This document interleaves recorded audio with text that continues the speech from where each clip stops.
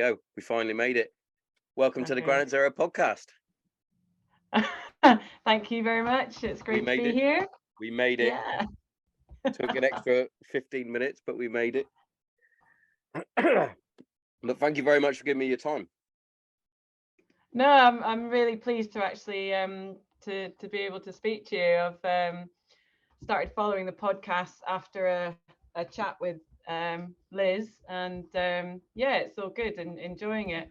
Yeah, Liz was fantastic. As soon as she did the podcast, he literally was like, "I've got so and so and so and so that could come on the podcast. I've got this person." I was like, "You're awesome." Yeah, that's the thing about girls as well. They can kind of like have a network that's there ready for you, and they just want to help as well. And Liz has been awesome, giving us some support and some advice. And the minute I sort of found out about her, I listened to a couple of podcasts she was on, and then read her book and thought, "Gee, I've just got to give her a call." And I gave her a call, and I think it was about 2 hours before we put the phone down. Yeah, It was great, and she's brilliant. it's amazing what you can do well, just by communicating. I know that sounds the most bog standard thing anyone could ever say, but the amount of time that people don't actually communicate, Yeah, or just making up new friends. Like every single person I've had on the podcast now I refer to them as part of the podcast family, you could say, yeah, and community, because everybody that I seem to have on have all got, whether it's a UFC fighter or yourself, and somewhere along the line there is something that connects everybody, whether they know it or not, and it's just creating those little groups. I like having little groups of. yeah. But I mean, all kudos to you for sort of getting the people on and finding them and having that sort of strain of sort of camaraderie that runs through it, and awareness for what you're doing. So it's can only benefit other people, I think. Yeah, I think so. I like to think so. It's quite difficult, 'cause I like to get an array of different people on. So obviously, being a military background, I didn't want it just to be solely squaddies and aviators, or sailors, etc., etc. I was like, because that's what I was, and I didn't want to be stuck in that sort of pigeonhole in terms of a podcast where it's a bit like a Jocko Willink, where it's literally I'm just having squaddies on, I'm just having this. I was like, no, I want to have a broader range. And you sort of tick a couple Yeah. of boxes. Being, we'll delve into your military background in a second, but I really like the outdoors thing. As much as I would love to do more outdoors stuff, I with work commitments and whatnot, I can't get out as much as I would like to. But I have so much respect for those that go out into the outdoors because of what it can bring, not only physically but mentally as well. Yeah, I think we I've spent my entire life really being outside. I was brought up outside, and I used to come back from school, and my sort of I would just be told get changed, and we'll give you a shout when it's dinner time, and we Yeah, would just disappear off into the woods, and that was it. That was my upbringing. And I think that the military supported my love of being outside, albeit you get a bit wetter, you get a bit colder. you You don't get get shouted at a bit more as well. you don't really get to choose your locations. But I think it does. Everyone I've spoken to that's done military training has got a real affinity for the outdoors, and they say they feel a real connection to it. Not necessarily in a holistic way or an earthing way, but just generally they feel at ease when they're outdoors, and they feel that it's kind of their environment, that's where they belong. And you sort of, I guess, certainly in the military, you get stripped to your basics. You're given your basic kit, your basic rations, and you get on with it. So I think that people, enjoy going back to that routine as well if they've spent time outside the military. Yeah, definitely. And there's something calming and peaceful, just like you said, being stripped down or back to basic.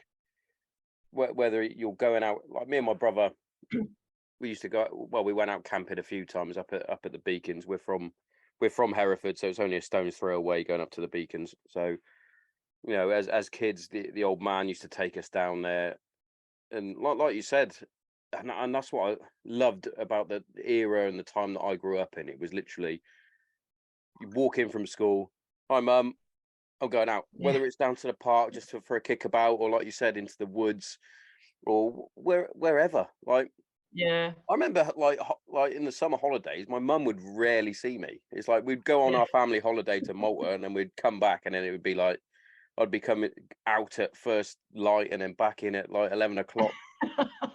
She's like, "Where have you been today?" "Oh, I've just been down the river." It's like I could not, genuinely, I can't even imagine my daughter saying, "Oh, I'm just going down the river." I'd be like, "You're going where?" Yeah, I And know it's it's a mad, isn't it? different. Because now it's you're going where? Make sure you take your phone. I didn't have a Yeah, phone.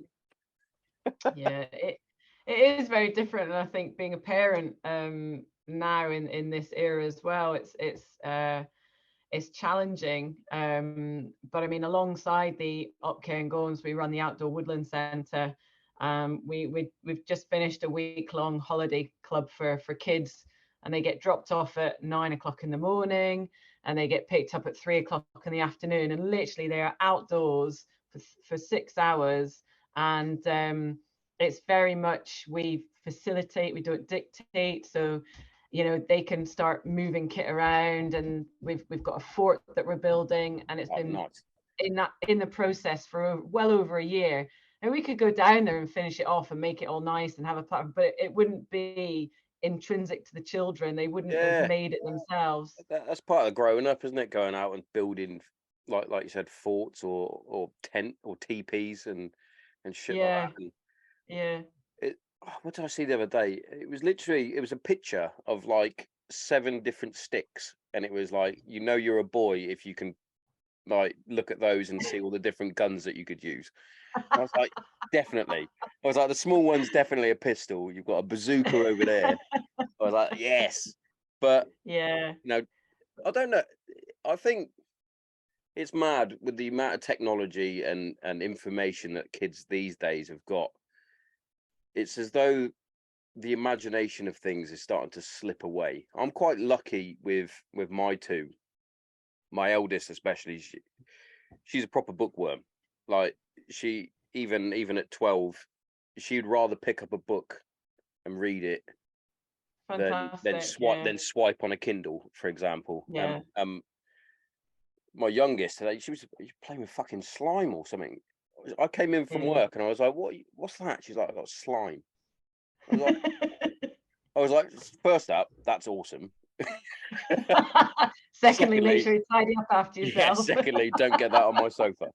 But Yeah, but I don't think it's just kids either. I think, for us as well, managing this sort of lifestyle that we live in now with media and interconnection, and we're always readily available. It used to be you would get up, get dressed, go to work, 9 o'clock, you would have your lunch break, and then you would come home from work and you would either go and work out, or you would maybe walk the dog or something, and then have dinner. But now it's like there's flexible working hours, there's yeah, working from home, there's a system in your pocket, your phone, and people can get hold of you all the time.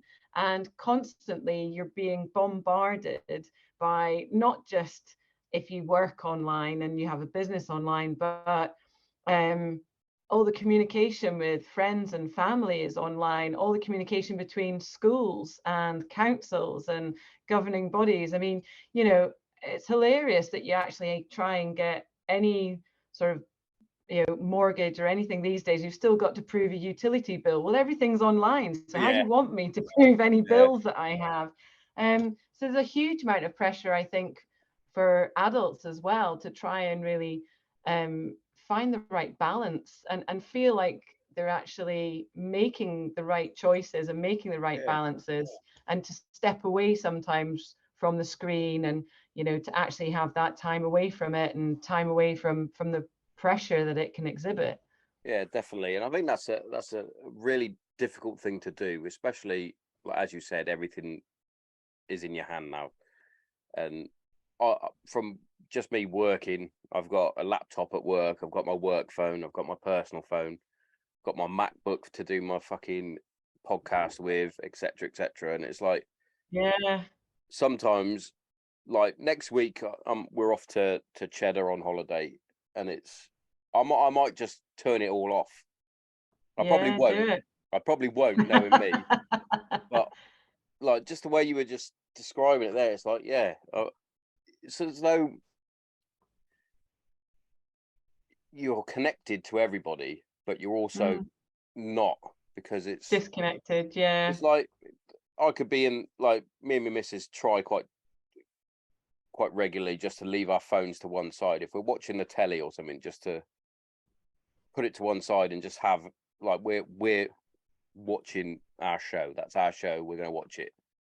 Yeah. We don't want any, and it's just a distraction. But you find that you're scrolling for hours for no reason, and you're sort Yeah, of I losing mean, touch with yourself a little bit. yeah, I mean, it does have a place, and you can learn some amazing things with it. And don't get me wrong, the art hub my kids go on and follow, and their drawings and things like that, and you can find out lots of information, bushcraft and outdoor forest school, all these ideas that otherwise you'd have to go and spend loads of time at forums and festivals sort of Oh interacting yeah, with yeah, people. So that there are benefits to it, but I just think, like you said, having the sort of the strength to sort of decide, right, that's it, put it down, walk away. And it's really interesting because there's so many people that get frustrated with me. Up here our signal is terrible, our but internet it is is. terrible, and if I'm actually out the house, my phone doesn't work, I don't have the laptop with me, and I have, including my mother, who's just up the road, by a couple of hours. She's like, "Oh, I've been trying to get hold of you all day." I say, "Well, was it a life or death situation?" "No, no, I just needed a." "Well, I'll get it at some point. I can't just walk Yeah, out the woods or wherever I'm working, in wild swimming or something, to be a slave to people that need an answer straight away." And I think this is when we see it in children that have, they can't focus for periods of time, and they want something straight away. They're yeah, yeah, not used to queuing up for things, and it's like, "Oh no, I'm not doing that." The TV comes on, if it hasn't booted and come up with all 20 different options within 5 seconds, then, "Dad, something's wrong with the yeah, TV." yeah. There's People just need there's to loads of different take a things step. with that as well. Even down to movies these days Yeah, are shot. I think it's like 5 to 10 second frames. I think it is. So right. so if you watch, like, for example, the Avengers movies, Hmm. it won't be on a single scene for more than like 10 seconds. It keeps bouncing around because the kids are like losing focus. It's not like I Yeah, think the probably one of the modern great examples of how it should be is, I think it's 1917, yeah, with that one yeah, shot where he's just legging it, and it's all just one yeah. shot. And I was like, brilliant bit of cinema. Not that I'm an expert, but yeah, it's all really fast and moving because everybody's attention spans are all shot to Yeah, shit. but we haven't caught up actually, physiologically, and this is again, having its effect. And you can see it with people's, mental health, and levels of anxiety, social anxiety, ability to make decisions, because our brains physically haven't evolved as fast as the technology. Yeah, And so we're essentially trying to make a machine work that hasn't got the right voltage or capacity to undertake the workload that it's being asked to do. Um, and you see this with people with burnout and anxiety, and all these issues. Um, and and you also see, the responses to it. Okay, well, take some time out, be kind to yourself, slow down a little bit, yeah, step away from it. learn to, find a different focus that doesn't involve these levels of anxiety and stress. So we've got a long way to go to catch up to how fast the technology is advancing, but we ourselves evolve at a certain rate, and we can't speed that up necessarily, to catch up with everything else that's going on around us. We're trying, but Yeah. obviously a big one that you were saying there, and about slow down, take time, and obviously it fits in nicely with what you do. Go outside, Yeah. get outside.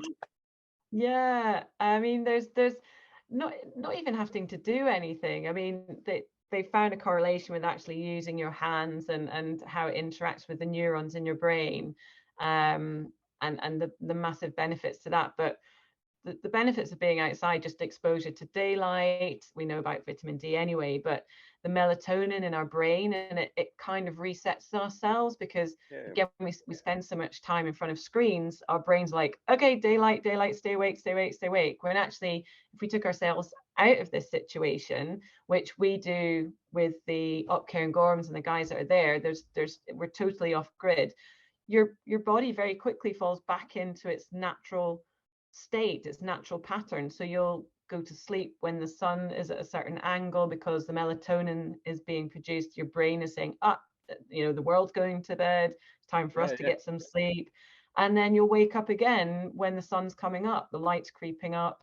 And you don't need an alarm clock, you don't need anything to wake you up. Your body will fall into this natural rhythm. The people that we've had on courses with us, over the past year, have just said, and some of them are very heavily medicated, some of the guys and girls, and they've chosen to sort of maybe sleep in a hammock, or we've put up just a bivvy.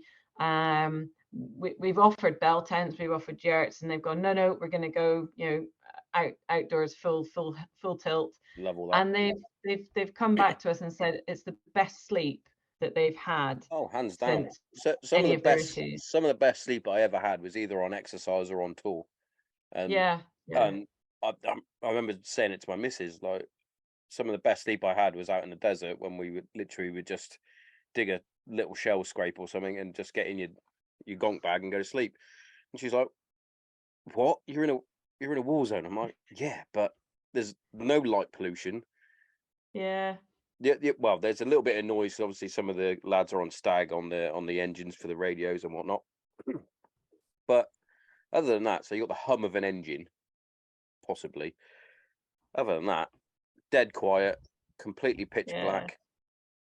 You yeah. see all the stars. It's just, But you're also, whilst you may be hyper alert in the state or the position that you're in, but you're actually very focused as well. And I mm, think, here we have so much going on, it's very difficult to be focused on one particular thing. If we can do that, like on ops, or just sleeping out in the ground on exercise, you have a focus, you have a mission. You're physically exhausted as well. oh And yeah, if you think now about how you sleep, if you've actually maybe been outside and done physical work as opposed to mental work in front of a computer or talking to people, they're exhausting, but in different ways. When the body's physically exhausted, again, it shuts down this whole mechanism during yeah, sleep, and revitalizes everything. definitely, definitely. It's people people sleep on how important sleep is. I was about to say then, but yeah, it's mad because I've had a couple of sleep experts on the podcast before, and as I said, the importance of sleep, just through recovery and all that sort of stuff as well, and just your mental well-being. You know, you see people see now on TikTok and Instagram and things like that. I mentioned him earlier. Jocko Willink only sleeps four hours a night. Yeah, okay, Yeah. he's a freak of nature. You know, if I because I to be fair, I tend to have about 6 to 7 hours, I think, and if it's around the six, then I'm a grumpy shit for most of the day. It's like I I need more than that. But it's mad. It's mad. But we could go on that for hours. I think the importance of sleep and being outdoors.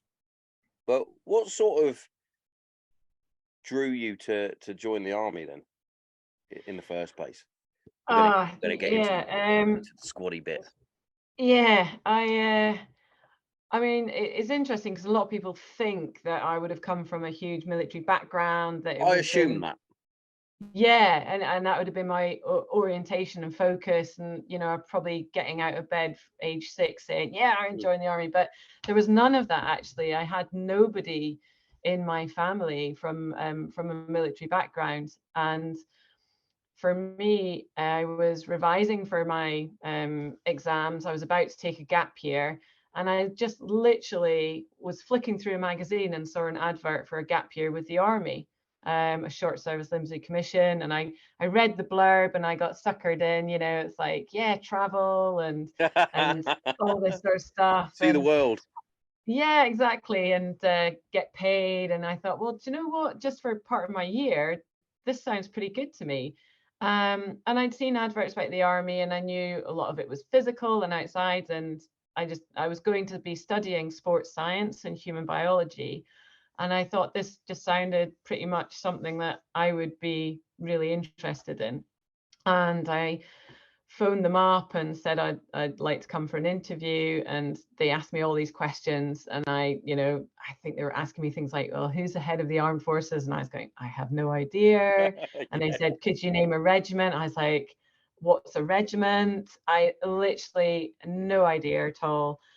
And I went along for the assessments and the training, and randomly I just passed them all. I got accepted, and it was in the era of no mobile phones, so it was the good old landlines. And I was at boarding school at the time, so they phoned my parents and left a message on the answer phone, and I hadn't told my parents because I thought, well, I'll just see what happens. And I had this message when I got back from my house mistress, and it just said, please phone your parents, apparently the army wants you.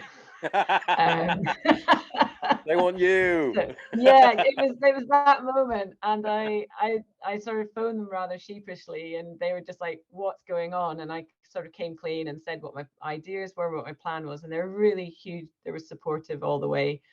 I did my gap year with 30 Signal Regiment. Absolutely loved it. Some interesting moments there. Going out to Trinidad and Tobago with them, because obviously they're known as the Globetrotters and stuff. I was supposed to be just shadowing as like a 2IC of a platoon, and I ended up taking over one of them. So yeah, a lot of responsibility quite quick. Yeah. Did my parachute free fall course. Knackered my knee doing that, but just loved all of it. I was snorting vodka at the same time on the course, and I didn't want to finish. As you do. I think that was my first exposure to bootnicks as well. There were some crazy guys on the course with me, and I ended up chatting to these guys, and they were just like, "Oh yeah, we're just we're royal," and I was like, "Well, again, in my naivety, royal what? I just I had no concept." So it was great fun. There's so many with a royal title. You leave it. You've got your green lid.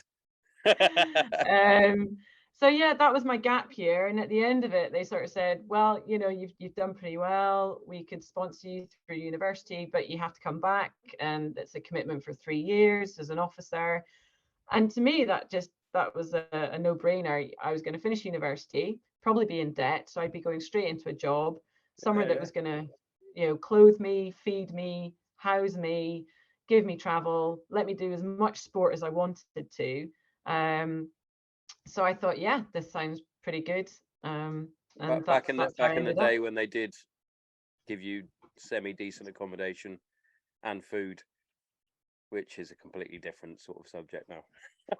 Yeah, what they're going through now. Not that I'm fully aware, because when I left, I think they were just integrating in that pay-as-you-dine system as I was leaving, which I thought, okay, which I thought yeah, was going to be a killer for some of those troops. it was literally, yeah, have a bread roll and sorry, can I have another piece of butter with that? Yeah, that'll be 20p on your Yeah, mess bill. Like, ridiculous, oh my, ridiculous. Because just give me the butter. because I always found, because obviously you you go through Millionaires Weekend where obviously you've been paid, and most of the lads go and spunk all their wages up the wall and get absolutely off their face, and they've got no money, but they're like, well, at least I've still got a roof over my head and I've still got the mess food. Hmm. Yeah, yeah. I mean, it was a great life, and I said I came back and I had a 3-year return of service, and I turned around, and actually even the day I passed out of Sandhurst, I remember hearing in conversation my father turning to my uncle and saying, well, it's just a stepping stone till she decides what she really wants to do. It's not going to be very long. Um, and I don't know if maybe that sort of put more of a challenge in my head, but I ended up, I would go from year to year, and I never thought I'd be like a massive career orientated person. Just wanted to do something that I enjoyed, and so that's what I did. And I just went from posting to posting, making sure I did what I wanted to do. I wasn't chasing promotion, and it turned into 3 years, 5 years, 10 years, 12, and eventually, 17 years return of service. Boom, Yeah, boom. done. Still just a stepping stone though, so it's fine. It is fine. Yeah, Tell yeah. you what though, that's awesome that you managed to go through the different bits and bobs that you wanted to do. Like one of the reasons, like the main reason I left was family reasons. I was Hmm. always going to be a career guy in the regiment, but family reasons sort of got me thinking. I think it's for the best that I leave. And the other thing was the squadron I was on was, if you had a particular cue or skill or anything like that, they would Mm. try their hardest to, I don't want to say stifle your career aspirations or anything like that, because they introduced lance corporal and things like that into the regiment, etc., etc. But if you had, like I said, a certain skill, whether you're a bravo for the mortars, or you're a machine gunner, or like me, you were a semi decent signaler, that sort of thing, they would hold on to you, and so that nobody else could have you. I always wanted to go down the air signals sort of route. I wanted to become a JTAC.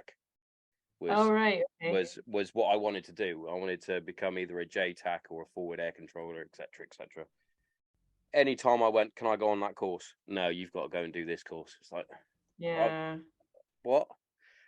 It's like, oh, or you got to take this card or on signals. And I was like, oh, no, I want to further myself. Can I? Yeah.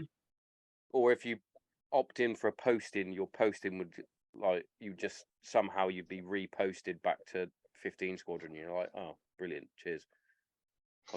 I'll just stay Yeah. here. Lots of frustrations, I think, for lots of people, but in I guess in any employer of that size, there's going to be, um and I think that it was I was kind of made to revisit a situation a couple months ago, in fact last year it was, and I was revisiting my deployment to um Iraq, and my sort of um my letter that I wrote to my parents to be opened if I didn't come back. Yeah, And actually, when I was sort of recounting this as part of a story to someone, I didn't really realize the emotions it would kind of bring up, but I remembered it vividly and almost word for word. And thankfully, my parents never had to open it. But yeah. I was being asked by an interview, well, what did you say? And I just said that, obviously you're reading this, so the shit hit the fan, and I'm not coming back. You got to put the squaddy jokes in there a little bit, haven't you? Yeah, exactly. And I vividly remember in my letter I wrote, I really hope that I didn't let my guys down. I Mm, really hope that I did the best that I could at the time. And that was just kind of something that stuck with me throughout my career. I always tried to put aside what I wanted to do, because in my position as an officer, I was also Yeah, I get that. education training services. So I wanted to offer people the best that I could. Mm. And, in this, letter of, sorry, mum and dad, that was what I was concerned about, that if I'd been killed in action, that I had done my best, that I had led from the front, that I had not put anyone else in danger, that I'd not let anyone down. And I kind of think that that's what I carried with me throughout my career when I was in those situations. Um, Yeah, you I get know, that. I get that. I think I was probably a bit more selfish as a lower rank. Like, yeah, but I think you kind of have to be. You're yeah, like yeah, kind of like, you're a fish in the shoal, really, aren't you? yeah. You've got to stand out somehow. You got to try and reach the full potential that you can, and then Yeah. obviously during your way up, you then also give the knowledge downwards, if that makes sense. Hmm. Um, Yeah, yeah. because we always found it quite difficult when we would get a new bunch of brand new Ruperts in, and it was frustrating at times, especially when we've just come back from tour, and they're like, "Oh, we need to do this now," and it's like, "Well, no, you Yeah, didn't do that on tour. That's not what we do." And it's like, listen to us. We're the ones with the experience. We may only be an SAC or a Lance Corporal or a LAC yeah, or whatever. It's like, but you need to absorb the knowledge that we've got, so that it makes you a better officer as well. yeah, And as my old warrant officer used to always say, and it's stuck with me to this day. It's actually my charity football team's motto as well. It's one team, one effort. It- yeah. You, Well, you, that is. and yeah, definitely. I mean, I was a platoon commander. I was the first female platoon commander of the first mixed platoon at the Army Foundation College, Harrogate, which putting a mixed platoon of 16-year-olds together, that was quite eyebrow raising. I bet that was enjoyable. Um, but I remember, I think that really brought home to me. And again, I sort of tried to carry this with me, that whenever I was dealing with anyone or working with anyone, is that this is them in their military environment, and this is who we see. But actually, that is somebody's son or somebody's daughter or somebody's brother or somebody's sister or somebody's aunt. That they're not just this person that I Yeah, can see here right now. And you needed to treat people that way as well. And I saw a lot of times where people weren't treated that way, and I thought, would you really treat your own daughter like that? Would you really speak to your brother like yeah, I that? get that. You Um, at times you have to step away from the fact that you're just a number. Sometimes you have to yeah, go, oh, actually, yeah, yeah. you're so and so's And I think son or daughter. certainly working with the Royal Marines and the Army Commandos, I have to say that with everybody that I work with, because ETS, again, I moved around. I worked at Warminster, I worked at Harrogate, I worked with Med Brigade. And out of all of the different regiments and arms and corps, the Royal Marines and the Army Commandos were the most professional and, I would say, intelligent and articulate guys that I worked with. They were spot Clearly, on never all worked the with a rough time. reg.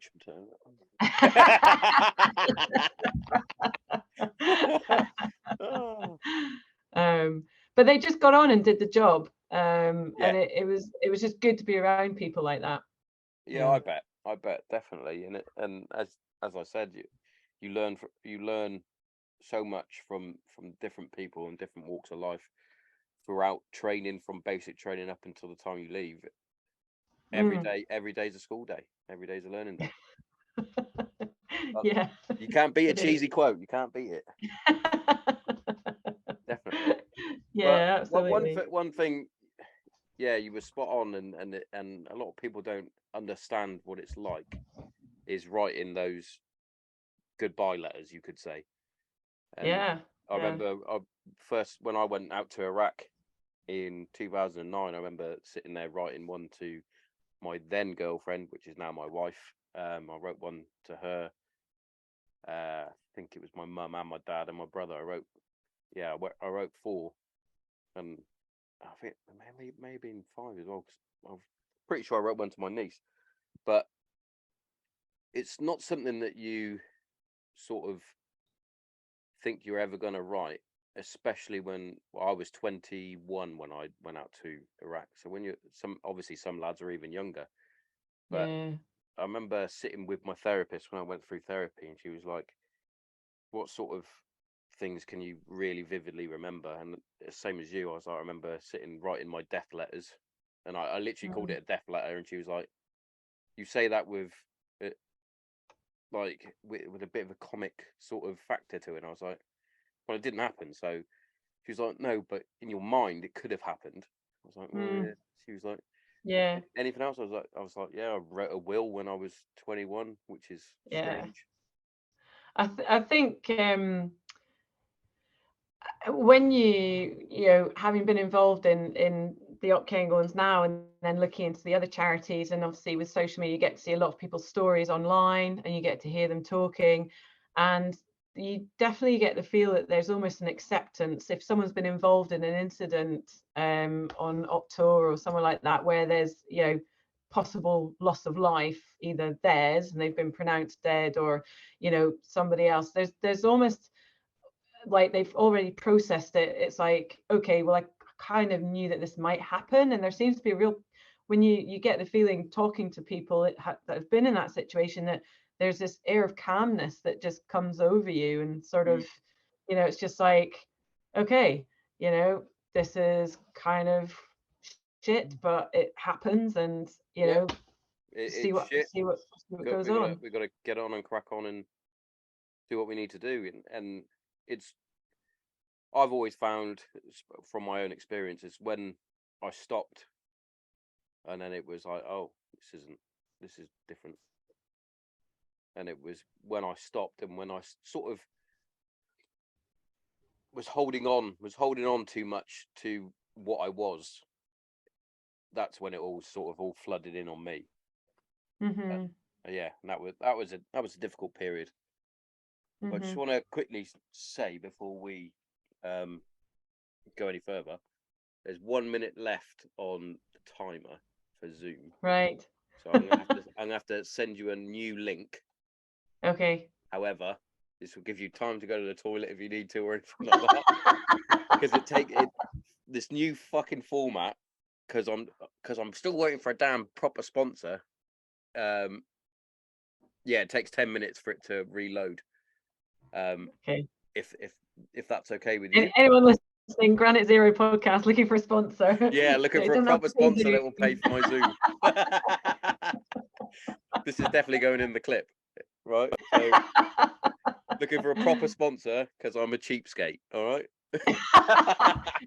Are you from Yorkshire? Because my husband No, is, and he never no, pays for no. anything. West Country me. But yeah, I'll plop you Okay. over the new link as soon as it allows me to. Right. Grab, Okay. grab yourself a brew or, both. Yeah. Hello. You're at the adverts, so don't turn off. Don't turn off because I've got some good stuff for you. First up, I'm going to talk about our sponsors. Kent CBD is our first sponsor. Now, CBD oil, as you know, has tremendous benefits, especially within mental health and physical health. Personally, I use it to help with my anxiety and my depression, but not only that, I also use it to help with the aches and pains of life in my joints, especially my ankles and my knees. But yeah, without CBD oil, I would have still been on my antidepressant tablets, which I'm no longer on. So, every cloud. And what we're going to do here at Granite Zero is we're going to give you 10% off everything from oil, muscle rub, jellies, bath salts, the lot. Yeah? Make sure you get in there. www.kentcbd.org. Put in the promo code GRANITE0 and get yourself 10% off. You are welcome. But also, if you're like me and you love a nice cup of coffee. Now, for me, I only drink one coffee, and that's Green Beret coffee. Now, I don't only drink it because it's out of this world fucking coffee, roast to order, grinded to whatever specific grind you want. But not only that, it's veteran owned and veteran run, which, you know, hits me right in the feels. So make sure you check it out, Green Beret Coffee. Get yourself a nice cup of coffee. I drink it dark, just like my soul. Incredible stuff, incredible stuff. And what I'm going to give for you, I'm going to give you 10% off. So once you get to the checkout, once you've got all your coffee, your products, your apparel, whatever you need, get to the checkout and put in the promo code GZPodcast10 and get yourself 10% off. Courtesy of the Granite Zero Podcast. You are welcome. Now, that's enough of me talking about this stuff. Back to the regular scheduled show. Check it out! And we're back after my lovely ad break. But one thing I did want to quickly touch on is obviously you're a history maker in terms of being the first. Yeah. How did that come about then? How did you just want to challenge yourself, or were you selected to go to it, or? Bit of both, really. I think I was saying before that my whole career was basically just because I wanted to do things and I wanted to go somewhere, wanted to experience something, and I was very much an opportunist, which this came about as an opportunity. I was working at Warminster, and some guys had gone down to do the All Arms Commando course down there, and it just happened at that time that there was a discussion going on about females being able to do the course or not, and it was being discussed sort of up in Parliament at Whitehall, and then obviously down in the mess and things. And one of the guys down there had been at Warminster in the mess with me, and there was a discussion saying, well, do you think there'd be anyone actually that crazy enough to come down and give it a go? And he goes, yeah, I know someone. She goes out running up these stupid hills at Warminster, and she just does this and does that. She hangs out with the infantry guys in the mess, and so I got a phone call. I was invited to go down. They were running some assessments. And I was like, yeah, God, come down and get made to do some fizz, love it. And that's what I did. And they said, thank you very much. See you later. It's all just being discussed at the moment. And then a little bit later on, they were running some more tests and they invited me down again. And this was a bit more organized, so there were a bit more people involved. It was a bit more structured. I think there were about 10 females, so there was all three services on there. There was Navy, there was Army, there was Air Force, and in fact my old PTI, my physical training instructor from Sandhurst, was on it, which was kind of blew my mind a bit, but it was really cool. And at the end of this, they turned around and they said, well, there were 3 of you that are up to the standard of the entry-level test that we would accept on the course, although, however, officially at the moment, females are not permitted to apply. I then deployed actually to Kosovo, and I didn't really think anything of it. And in the back of my mind, there was, how could I challenge myself with my career? And I was thinking 14 int or something along those lines. And just really serendipity, fate, whatever, I'm not sure. I was out in Kosovo and three Commando brigade took over, and where I was actually based, Commando Logistic Regiment, which is a huge number of Army Commando guys, suddenly were there on base with me at camp. So I was then in the gym training with them, chatting with them, in the mess, delivering the education, all this sort of stuff with these guys.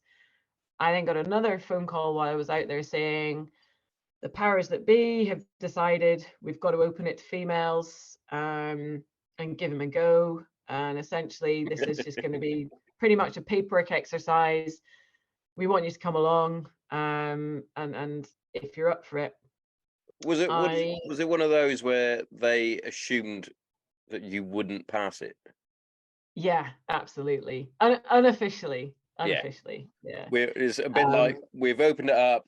You can give it a go, it sounds terrible and really cliched. And one of the reasons I didn't shave my head on the course, which would have made my life a lot easier, because there were several times I was literally just dragged along by my hair. But one of the reasons I didn't shave it off is because of the similarities, so much so it was uncanny G.I. Jane. in the G.I. Jane story. It was unreal Yeah. from the point of view, in the fact that, you know, the government were under pressure to justify why they weren't allowing females to do certain things in the military. I Hmm. mean, we're going back to this, is where we didn't have, you know, females infanteers or armed corps, that sort of thing. And so the powers that be were sort of like, well, you know, those that wear the nice suits and sit in the nice buildings were like, well, you now prove to us that females can't do it. And the military were like, all right, okay, yeah, well, we'll just do it. We'll just prove to you that they can't. And it was that whole GI Jane scenario. I got picked out of, you know, a certain number of people and put forward. I was then told that another female had actually applied for the course, and it was like in a 9 months time. And so if I was going to apply and I was going to put myself forward, that would be the time to do it, because they'd be able to prepare everything ready for females, you know, nice wallpaper, curtains, fluffy pillows, all that lot. Um, so I went back to the guys that I was working with at the time from Commando Logistic Regiment, and I said, and I remember thinking in the back of my head, they're just going to laugh at me. They're just going to say this is just ridiculous. But they all just said, you know what, if you can crack the fizz and you can be professional and you can get on with it, and not be a hindrance, then go for it. And Yeah. that wasn't just the officers; that was like at all ranks level. Yeah. Yeah, I there can were see that. guys of yeah, there were guys shimphing about it and just like, but most of them were actually just stood there going, there's no way, there's no fucking way you're gonna do it. Yeah. So go for it, because To we're be just gonna laugh fair, at you. even down to be, they hadn't opened it up when I was serving, but obviously now females can go in as infanteers, as you said, and I believe the RAF regiment were the first to do it. Yeah, And I remember some of the lads. I can hold my hands up. I was pretty much the same. I was like, "What the fuck are they doing?" Like in my head, just because when it sounds very chauvinistic and toxic masculinity and all that, but it's like in my head, I'm like, I can lift more weight, I can carry more weight for longer distances, etc., etc.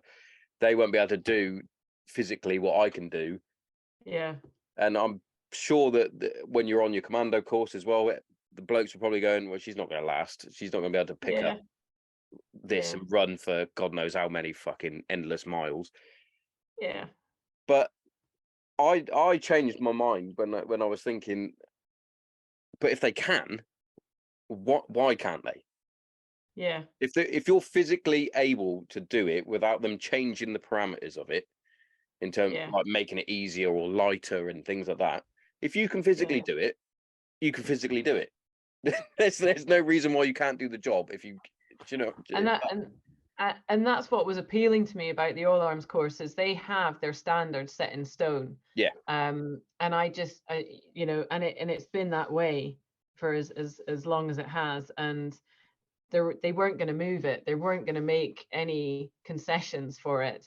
Whereas I knew in P, you know, because obviously people think, oh, do I want to do all arms? Do I want to go P company? And I yeah, knew in P company, you know, you could have 100, 200 people turn up on the course, and they can run a 6 miler, and the staff decide to take the top 30, yeah, or, you know, regardless of what the time is, or you're milling, and you know you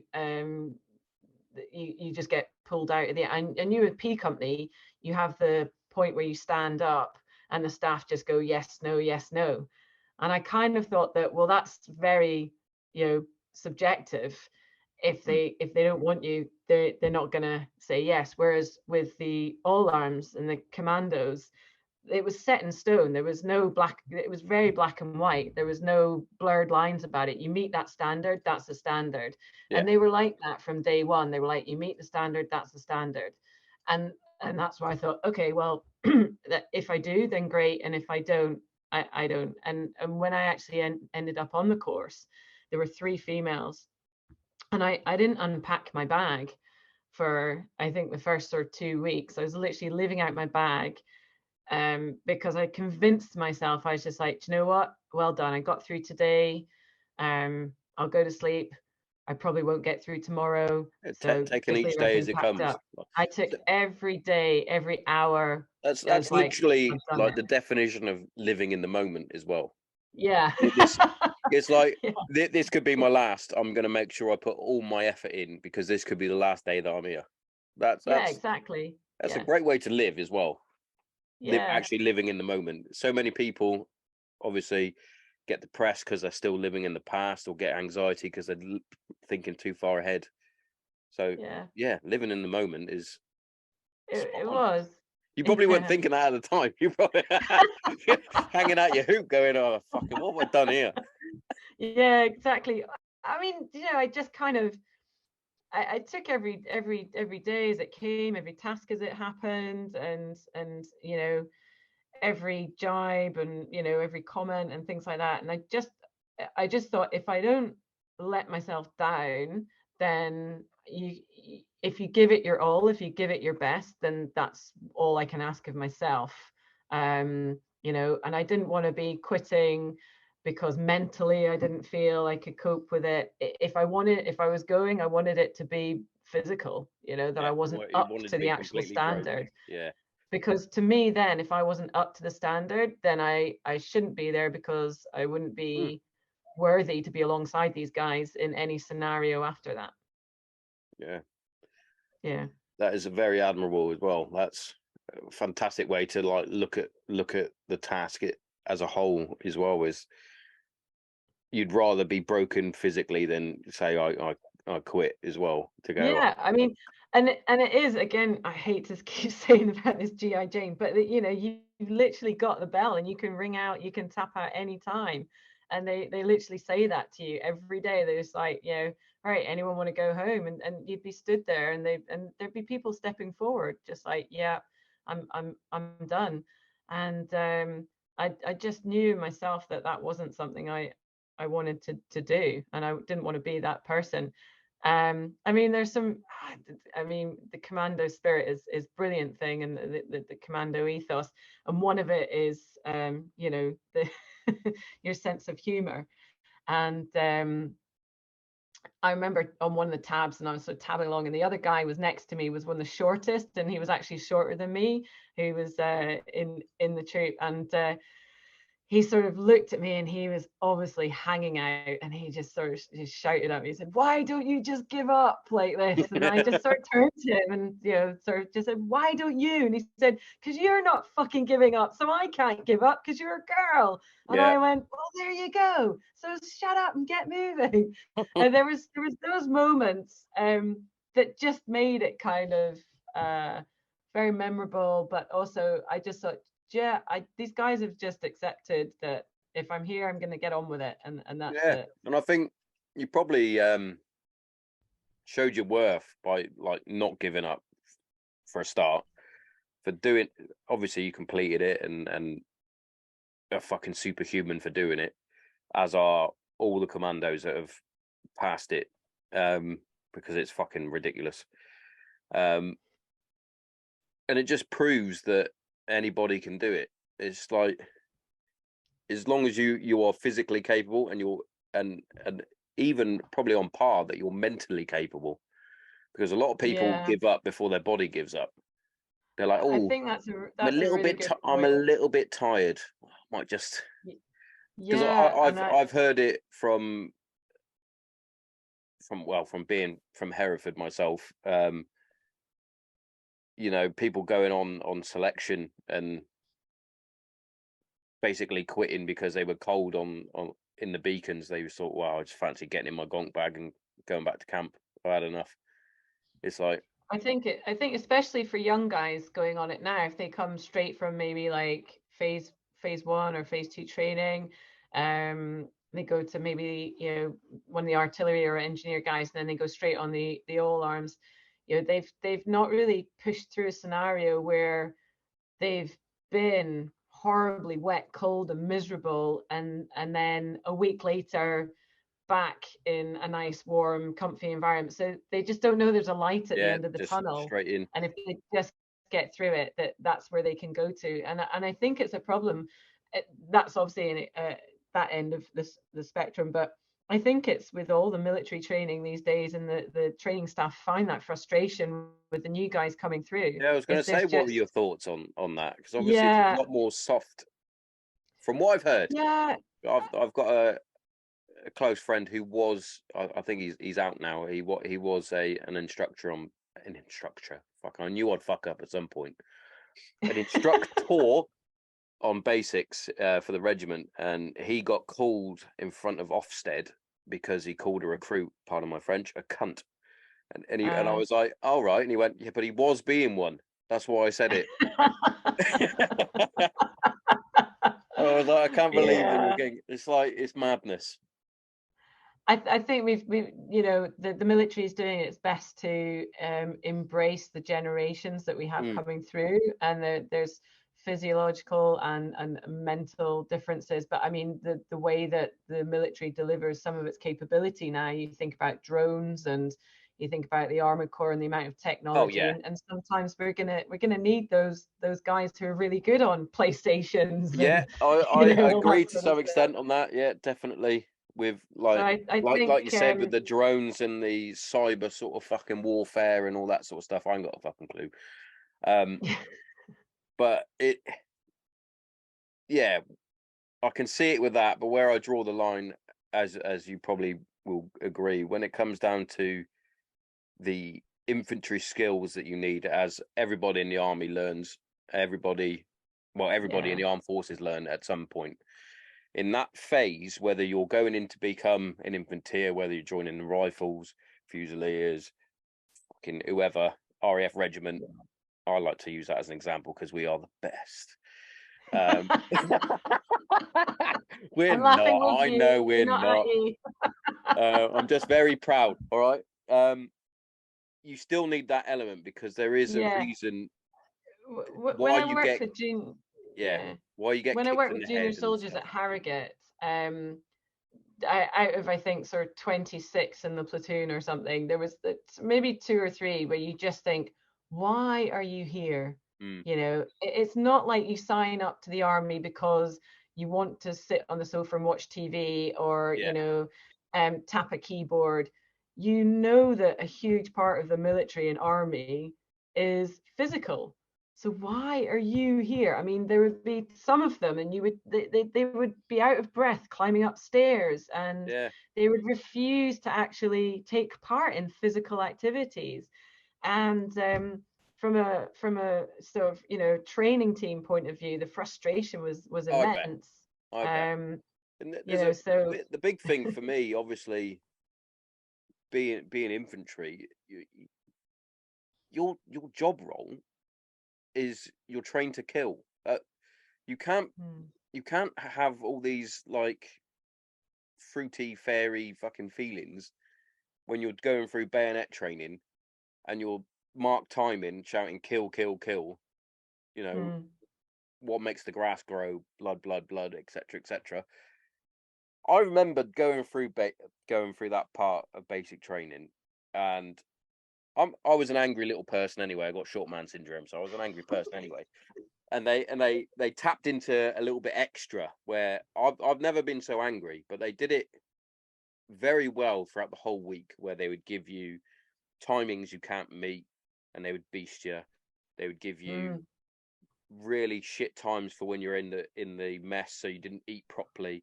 So you were yeah, throughout the whole week you've become a ball of fury, and then they yeah, basically let you go. yeah, And obviously the whole task, the point of the task is controlled aggression. So when they tell you to stop, you stop, and that's it. yeah. But it But I was think this is mental. where yeah, where we say that, you know, a lot of people leaving the armed forces have problems, you know, mental, social, and find that transition really difficult. When you think about what they've actually been through, even as far back as, like you said, the basic training, and then whatever they've been exposed to, it creates a certain mentality. And as we all say, there's a brotherhood there. There's a community. There's a relationship, that there's an empathy that absolutely nobody else can understand unless they've been in that situation. Doctors, nurses, they cannot understand it. And I think this is where we have so many unique people in the military and the armed forces, and when they have finished their time there, if it gets cut off for before they're kind of done, before they've really before they're ready. gone through the whole Yeah. process, it's this is, I think, why it causes so much difficulty for people. I mean, even the banter, like at the bar, and the way we behave around each other and things, and trying to explain that to, as we term them, as I am now, civvies. Yeah, They just can't get their heads around it. I literally still call them that now, even though I'm technically a civvy. Yeah. Like the lads that are in my command now at work, that they don't really understand my sort of dry sense of humor. Like it takes them a while to sort of get if I'm being serious or if I'm joking. And I can see where you're coming from. Like for me, as I said, I left for a particular reason, but in my mind I hadn't left. And it took me so long. Well, it took me probably up to 6-7 years before I was like, oh, I've got a problem. Yeah. And it was because I didn't fulfill in my head my destiny where I should have gone. My granddad, for example, unlike yourself, I came from a military background. My granddad served 36 years in the Air Force, got a BEM. He was a fucking proper World War II war hero. Wow. My dad did 22 years as a PTI and PJI, getting selected to go to Hereford to teach them how to halo properly and etc. Wow. So they've got like this vast service, and then I did 5.5 years. But my old man has always said to me, "When it doesn't matter about the time that you did." He went, my dad tries to explain it to me. He always says, "You did far more in those 5.5 years than I did in my 22," because he never went to. He didn't go to Ireland. He didn't go to the Falklands. He didn't go to Iraq, etc. And he was like, "You went on 3 tours, 3 deployments in 5.5 years." He was like, "That's something to be proud of." And I'm sure you're the same with your medals and whatnot. It's like, yeah, I'm proud I've got them, but that's why I signed up, was to serve my country.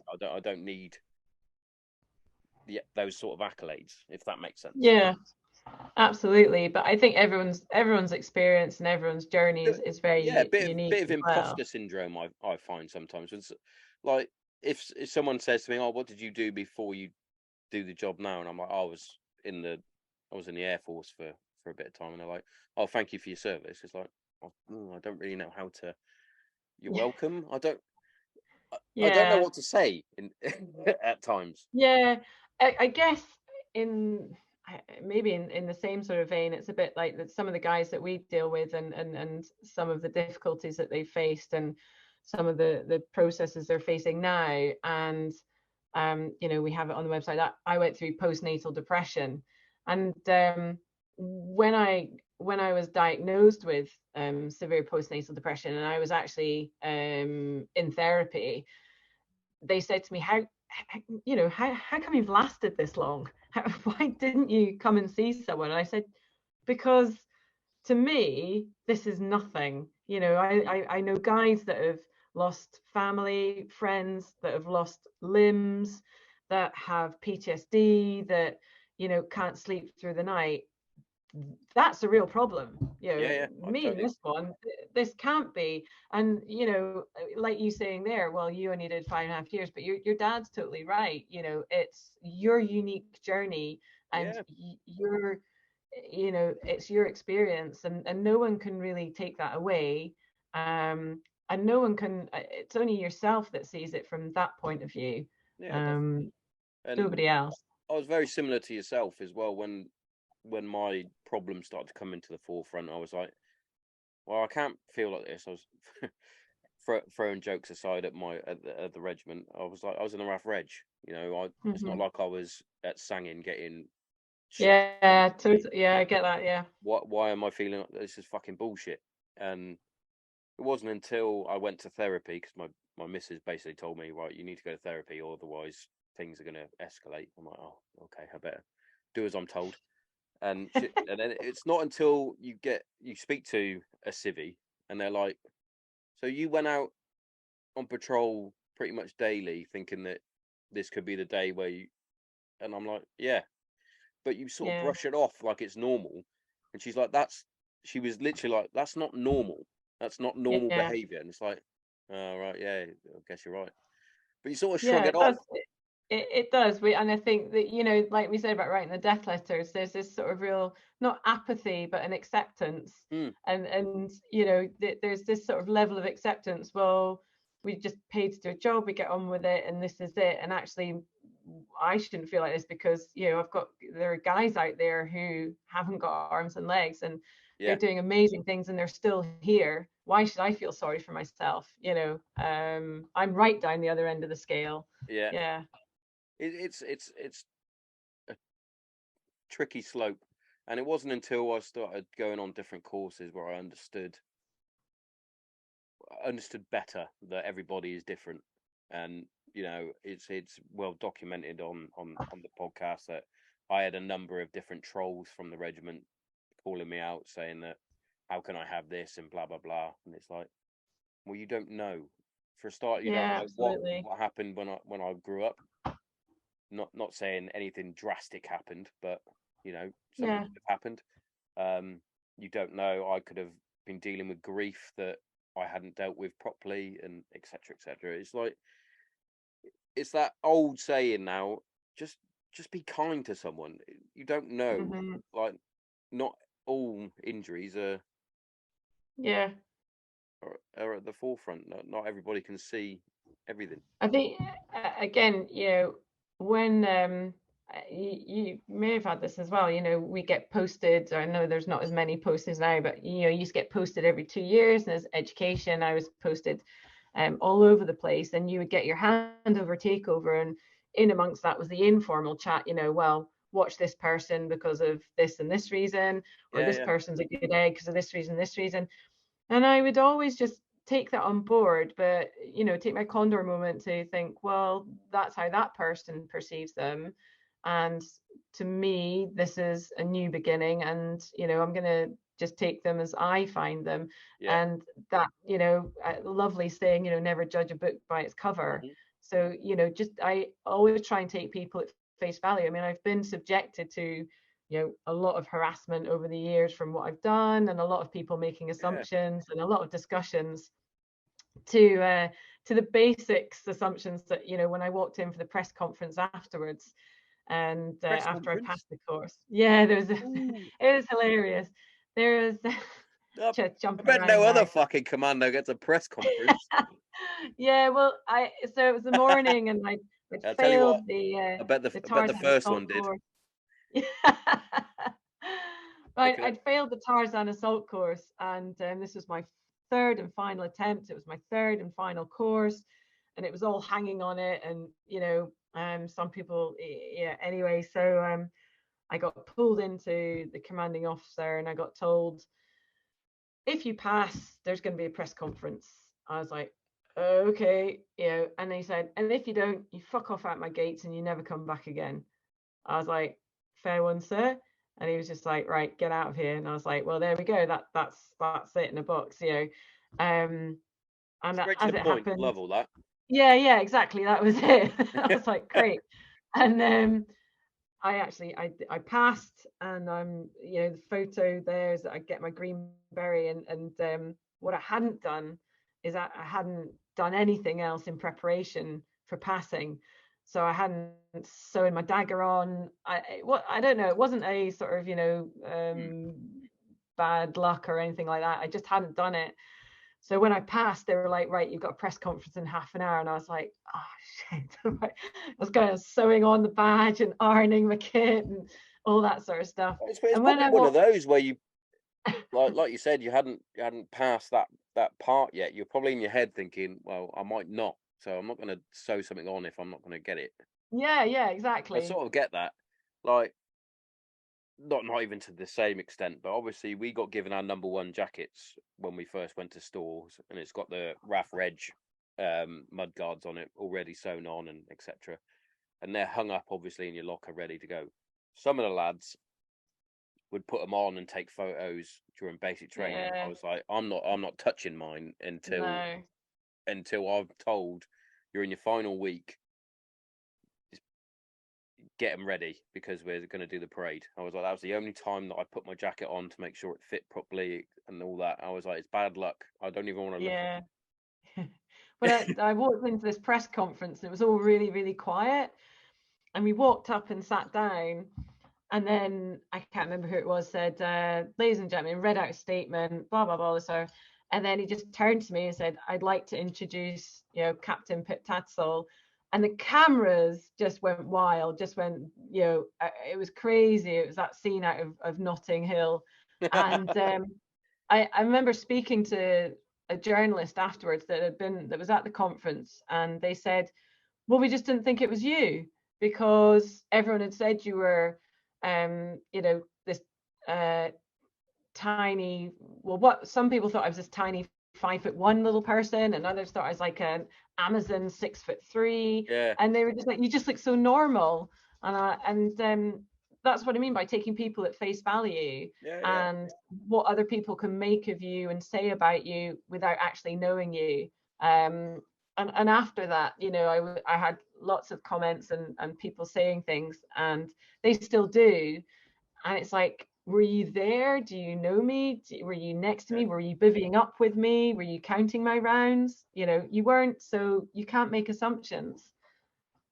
What was the feeling like when you've finally completed and you knew you were going to Um, get it? yeah, so I mean, I had a chat from the PTI. There's always an army PTI in the course, and as I said, it came down to the Tarzan assault course, my third attempt. Everyone had passed on the Wednesday. We'd done the 30 miler. There was one other guy that had to do um, the endurance course. He'd failed 3 times. This was his third time, and I was just like, oh God, I don't know what I mean. My head was all over the place. And the PTI just said to me, you've got time. You've really got time. You can do this. And and actually on my final attempt, I fell off the Tarzan zip line and I smashed into the ground.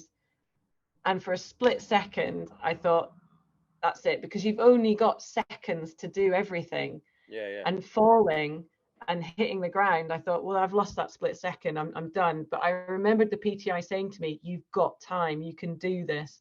So I carried on, and I hauled myself up at the end of the 12-foot rope climb, climbed over the edge, and I'm breathing out my ass. And I look at him, and he's holding the stopwatch, and there's 3 other PTIs holding stopwatches. I was like, really, guys? And he just looked at me and said, yeah, you've done it. And he read out the time, and I can't remember what it was, but it actually was the same time as a Royal Marines officer they have to do it quicker than any of the Yeah. actual recruits. Well, they got it. And You've got to be seen to be better, surely, if yeah, you're an and officer. I slumped to the ground. My legs just literally gave way, and he just got down and he grabbed me and he went, stand up. And I went, okay. So I stood up again, and that was it. I was like, right, yep, I'm good with this. Gosh. And then you got to climb down from it, and your legs are so they're just like oh. And the commanding officer came over to hand me my beret, and in the photo you can see I'm hanging out my ass. I'm still like can't breathe. But yeah, just a real sense of sort of right, I've done it, and I've done it on my grounds. I've done it because I was good enough. Yeah. I've proved to all the people that didn't want me to do it, all the people that were really against it. There was nothing in my head going, oh my God, I've made history. Oh, I've done this. This is I was amazing. going I to say, literally I just took it like completely down to earth. Like, I set out to do this course. I wanted to do it. I've physically and mentally and professionally achieved it on the right standards, on the right level, and I can hold my head up high. And even when people are arguing about it now and saying bits and pieces, I can hold my head up high because I know exactly what I did and how I did it. You know. You probably won't, but you're a trailblazer now in a way, being the first. You've Yeah. sort of shown that others can follow. If I can inspire, you know, male, female, whatever, up to speed with all of the all of the connotations. But if I can inspire anyone to just decide to do something and be resilient enough to follow it, even if it's never been done before, then that's an amazing thing. But again, you know, I'm one of these people. There are so many people out there that have done remarkable things, that do remarkable things every day, and I'm very down to earth on what I did and why I did it. I love talking to people about it. I love helping people get through things, and sort of, I like working with the charity that we do now to say to people, this is where I was and this is who I am, but this happened to me, you know, and you can get through things, and you know, there are different ways to, and everyone's individual. I recently was down doing a talk for my old school as the guest speaker on their speech day, you know, and there's sort of 600 people there, you know, 400 girls under the age of sort of 18, all starting their lives. And if I can even inspire one of them when they've had a difficult day, or they're doing something that they think, you know what, there's not a lot of girls done this, or no girls, and if I can inspire one of them to just try, just even try, then I've done something good. I love that. And generally, I think that's a good place to conclude. And yeah, absolutely. and you are an inspiration, because you know, doing what you've done and what you're doing now as well out in the wilderness is inspiring. And you know, those that listen, and hopefully I get even more followers now, because you know, got Commando and that. You know it. Yeah, genuinely. Yeah, well, I really hope that It's fantastic. if there's anyone listening, and If there is. yeah, we are there's yeah, we've obviously got up Cairngorms. We're up here in the Cairngorms in the Highlands. If anyone wants to come and meet me face to face, please don't ask me to do heaves to their timings, because I don't do that anymore. But come and find me in the wilderness, and let's have a chat. And if you want to come on one of our workshops, if you know someone that would benefit from being on one of our workshops, we would love to see them. We really would. We just want to help people feel better about themselves. Yeah, and all the gen and all your information will be put in the bio description on this episode. But it's been my privilege and my honour to have you on. Thank you very much for giving me your time. It's been hoofing, Tommo. Thanks very much. Fucking hoofing. Get out of it. No, but genuinely, thank you very much for coming on, and enjoy the rest of your evening. I'm going to go and watch Ted Lasso. So enjoy. Take care. see you in a bit.